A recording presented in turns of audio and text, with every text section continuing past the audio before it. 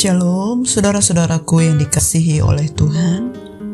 Senang sekali kita boleh berjumpa kembali pada hari ini, Jumat 14 Oktober 2022, di dalam menyampaikan renungan firman Tuhan.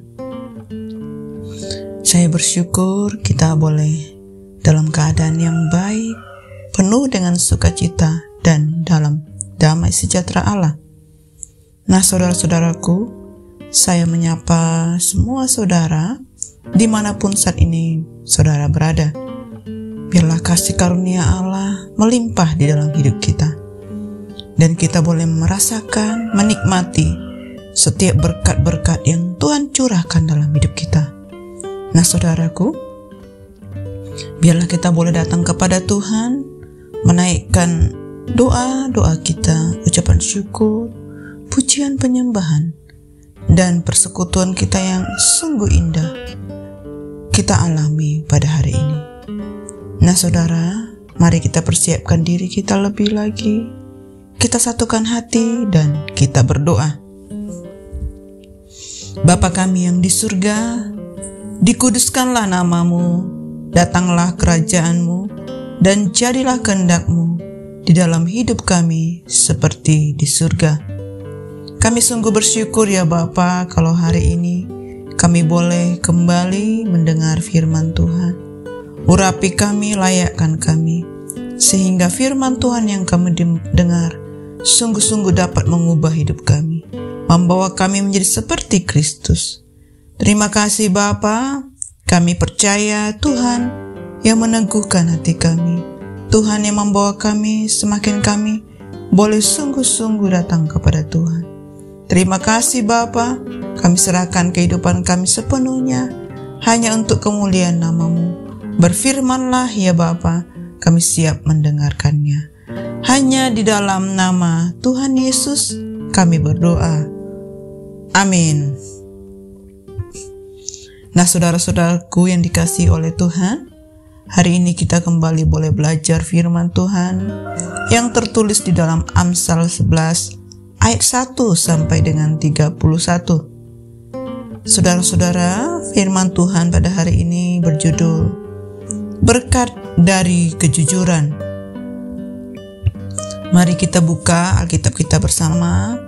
Kita akan membaca Amsal 11 ayat 1 sampai 31. Neraca serong adalah kekejian bagi Tuhan, tetapi ia berkenan akan batu timbangan yang tepat.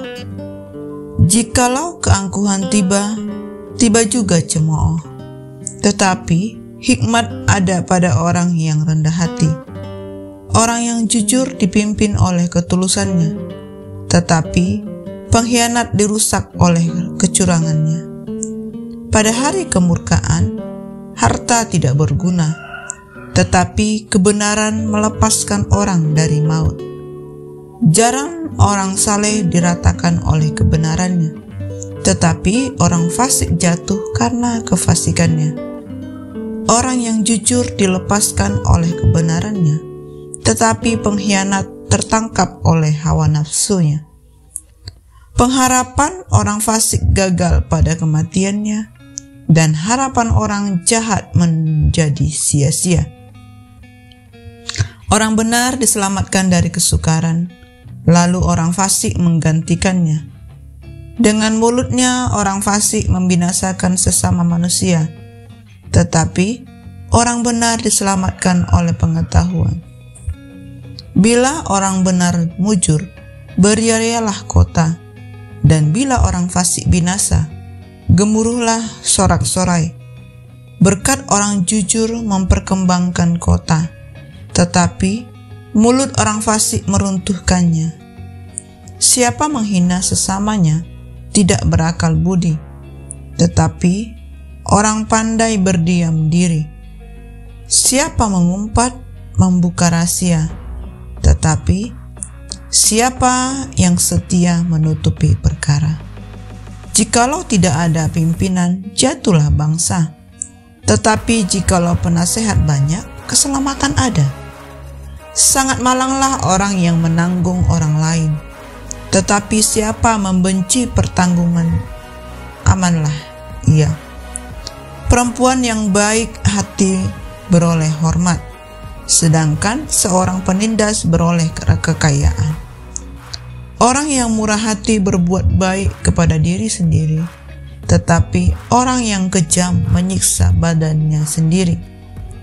Orang fasik membuat laba yang sia-sia, tetapi siapa menabur kebenaran mendapat pahala yang tetap.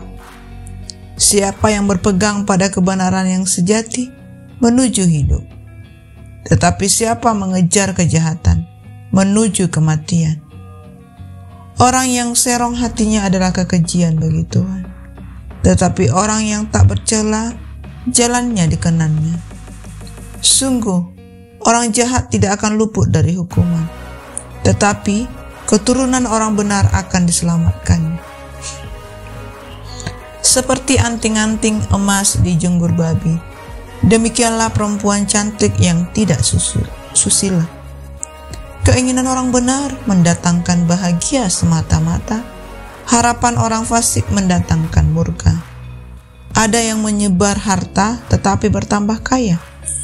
Ada yang menghemat luar biasa namun selalu berkekurangan. Siapa banyak memberi berkat, diberi kelimpahan. Siapa memberi minum, ia sendiri akan diberi minum. Siapa menahan gandum, ia dikutuki orang. Tetapi berkat di atas kepala orang menjual gandum. Siapa mengejar kebaikan, berusaha untuk dikenal. Tetapi siapa mengejar kejahatan akan ditimpa kejahatan. Siapa mempercayakan diri kepada kekayaannya akan jatuh. Tetapi orang benar akan tumbuh seperti daun muda.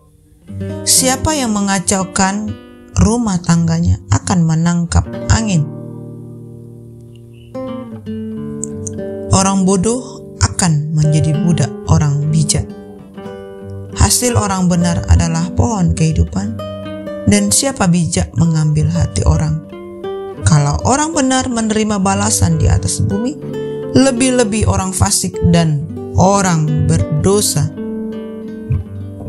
Nah, saudaraku yang dikasihi oleh Tuhan, kita sudah mendengar firman Tuhan. Mari kita dapat merenungkan firman Tuhan ini dengan sungguh-sungguh.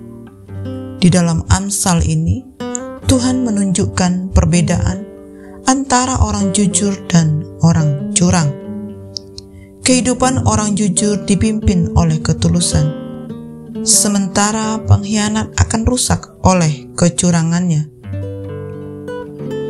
Orang jujur hidup dalam kebenaran, sehingga tidak perlu takut jika diperhadapkan dengan hukum. Sebaliknya, pengkhianat dihantui ketakutan kalau ia ditangkap karena kecurangannya.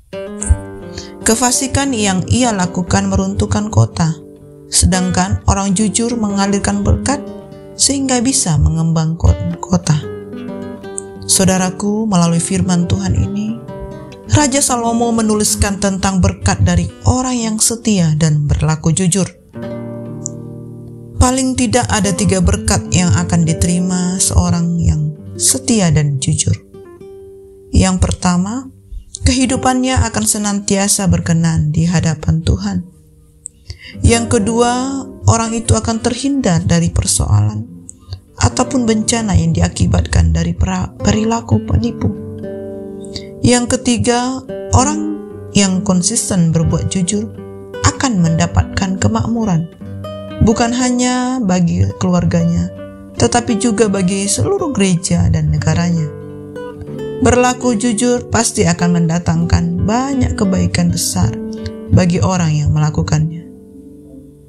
Saudaraku, kehidupan orang jujur sudah seharusnya dimiliki oleh setiap umat Tuhan yang dinyatakan dalam sikap dalam keseharian. Amsal ini berkata bahwa Allah berjanji akan akan menuntun orang jujur dan mengancam akan menghancurkan para pengkhianat. Ketulusan orang jujur akan menuntun melakukan kewajiban dan membuatnya kokoh dan tidak perlu memutar haluan setiap kali arah angin berubah, karena ia tidak memiliki tujuan lain selain menjaga hati nuraninya tetap bersih. Saudara-saudaraku, sebagai anak-anak Allah karena iman di dalam Kristus Yesus, kita harus menjadi umat yang hidup dalam kejujuran, baik dilihat orang ataupun tidak. Sebab kehidupan jujur adalah salah satu bukti bahwa kita adalah benar-benar umat Tuhan. Saudaraku, kitab Amsal ini boleh berkata bahwa kita yang ingin hidup jujur, yang ingin hidupnya menunjukkan kesetiaan dan ketulusan, akan mengambil keputusan lebih berdasarkan kebenaran daripada mencari jalan pintas. Orang yang jujur dipimpin oleh ketulusannya. Komitmen kepada kejujuran bukan saja dengan cara yang benar, tetapi juga menawarkan kehidupan yang lebih baik.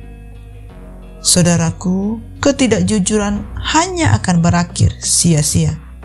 Sesungguhnya, jika kita mengabaikan kejujuran, maka kemenangan sesaat sama saja dengan kekalahan. Namun, ketika kesetiaan dan kejujuran membentuk kita dalam kuasa Allah, sedikit demi sedikit kita akan menjadi orang yang berkarakter teguh, yang menjalani hidup yang sungguh baik. Hidup jujur berarti menghormati dan memuliakan Allah. Nilai-nilai kejujuran merupakan suatu hal yang wajib ditanamkan dalam hati kita sebagai orang percaya.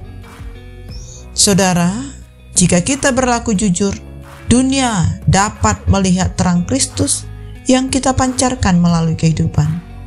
Dan salah satu cara untuk mempermuliakan Tuhan adalah hiduplah dalam kejujuran. Demikianlah renungan firman Tuhan yang dapat kita dengar, saudaraku. Mari lebih lagi kita masuk di dalam firman Tuhan ini dan kita boleh bersama-sama melihat bahwa suatu saat kita pasti akan menuai berkat dari kejujuran yang kita tabur. Dan mulailah dari hal-hal yang kecil dan setia untuk melakukannya. Amin. Mari kita tutup di dalam doa.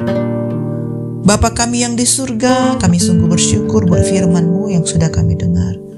Kami rindu firman Tuhan terus mengajar kami, menuntun, memperbaiki kelakuan kami. Hidup kami ada di dalam tangan Tuhan. Urapi kami Bapa.